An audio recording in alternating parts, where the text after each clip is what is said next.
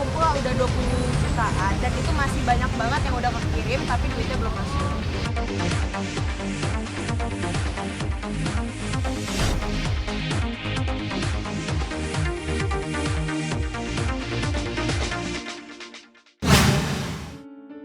Sebenarnya sih aku tidak menjual tas pribadi aku nggak, cuma waktu itu kayak ada netizen yang kayak itu tas-tasnya jualin aja dong, banyak banget tasnya, mendingan ngebantu kita.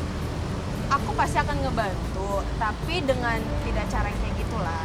Mendingan kita ngebantu sesama dengan cara aku ngejualin barang-barang pribadi aku, kalian bisa dapat barang dan kalian dapat pahala daripada aku harus kayak buka rekening kerjasama sama salah satu akun atau apa, buka rekening secara terbuka, mereka transfer hanya gitu aja, akunya pun juga nggak enak gitu karena itu nggak transparan. Tapi kalau misalkan kita kerja maksudnya kita ingin memberi ya give it maksudnya ngasih dan mereka juga akan dapat yang kita kasih gitu, mereka akan dapat pahala.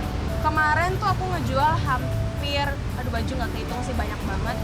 Aku pokoknya kekumpul udah 20 jutaan dan itu masih banyak banget yang udah kekirim tapi duitnya belum masuk. Akan disalurkannya mungkin kemana? Aku beli sembako doang, beli sembako nanti aku sambil jalan. Jadi paginya kalau misalkan aku ada kegiatan, malamnya nanti atau sorenya selesai aku ngasih-ngasih. Barang apa aja sih? Ada baju, tas, celana, sepatu. Kemarin kamera, jualnya murah-murah banget baju. Kalau yang bermerek baju paling harga cuma 100.000, kemarin kamera harga cuma 1 juta. Paling nanti handphone atau apa yang nggak kepake aja sih, yang menurut aku yang masih sangat layak banget bisa mereka pakai dan sangat mereka butuhkan. Kenapa kalau misalkan bisa dijual, kenapa enggak? Melihat Ngajak kondisi teman-teman yang lain? Apa? Ngajak teman-teman artis lain nggak? Enggak sih, aku nggak mau ngajak. Niatan dari diri sendiri aja. Karena untuk di kondisi yang kayak sekarang ini benar-benar sangat-sangat prihatin. Gak hanya sebagai public figure aja, semuanya kena. Dari wartawan juga pasti akan kena. Susahnya untuk interview sesama artisnya kayak gimana. Tapi kalau misalkan di interview di rumah pun lagi nge-vlog atau dibikin vlog video juga, kita juga nggak enak, nggak nyaman juga kan. Jadi ya kita sekarang saling ngebantu aja sih dengan kondisi sekarang kayak gini. Bikin sesuatu hal yang baru sih, dan malah aku tuh dari kecil itu udah kerja dari umur berapa ya? Dari umur 8-7 tahun aku udah mulai kerja sampai umur sekarang. Dan aku sangat gak terlalu dekat sama orang tua, maksudnya kumpul-kumpul itu jarang banget. Aku ketemu pagi, aku mau berangkat. Aku ketemu malam, mereka udah pada tidur. Tapi dengan kondisi sekarang ini, aku bisa mempergunakan waktu aku untuk lebih dekat lagi, lebih sayang, untuk lebih care. Dan karena aku sekarang di dunia ini yang aku punya cuma ya keluarga doang.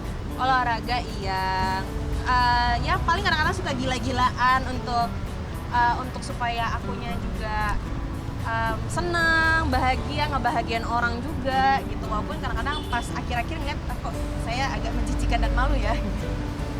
Oh nggak live IG, semuanya kita posting lewat pakai aplikasi. Terus kita lewat dari Instagram kita ngeposting. Kalau misalkan jadi kita cepet-cepetan. Kayak kemarin aku mau jual kamera itu cuma 1 juta, baru aku posting 1 detik langsung ada yang transfer. Mereka langsung udah nge-save nomor rekeningku gitu. Gimana keluarga sendiri dan kamu sendiri melakukan? Mereka sih happy banget sih ya, karena mereka tahu aku tuh orangnya tuh yang produktif.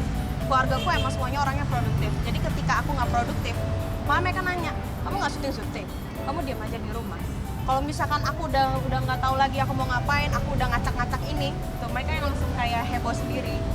Kalau papa sih enggak sih ya, mungkin mama, karena baju-baju vintage itu yang sekarang lagi trending banget di generasi muda sekarang. Mereka lebih suka kayak baju-baju yang edgy, yang buat foto-foto gitu-gitu. Jadi itu dengan harga yang kita jual murah yang paling cuma di bawah 100.000, tapi kualitasnya benar-benar bagus dan bersih.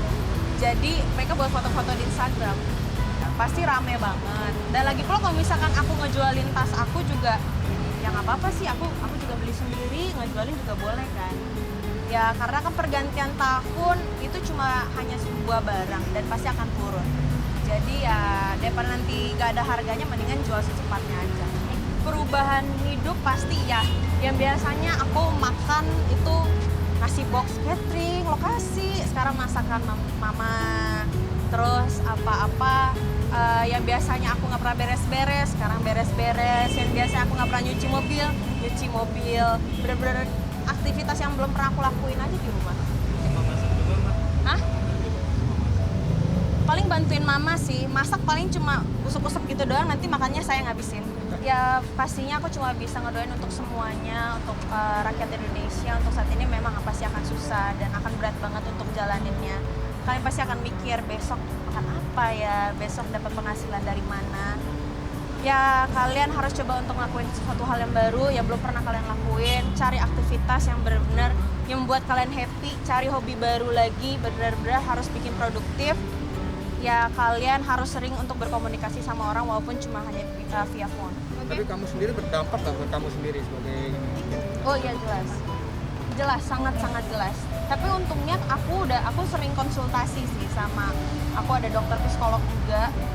Itu sangat perlu apalagi untuk public figure ya, karena ketika kamu juga udah nemuin karakter syuting, karakter kamu udah beda dari aslinya, itu sangat berpengaruh. Jadi dengan kondisi kayak gini ini tambah lebih parah lagi. Kamu biasa ketemu sama banyak orang terus tiba-tiba kamu jadi diem, takutnya akan bakal kayak kesini terus, akan begini terus nggak sih, kok gue jadi sendiri ya, takut untuk ngelakuin sesuatu atau apa. Nah itu kalian harus konsultasi.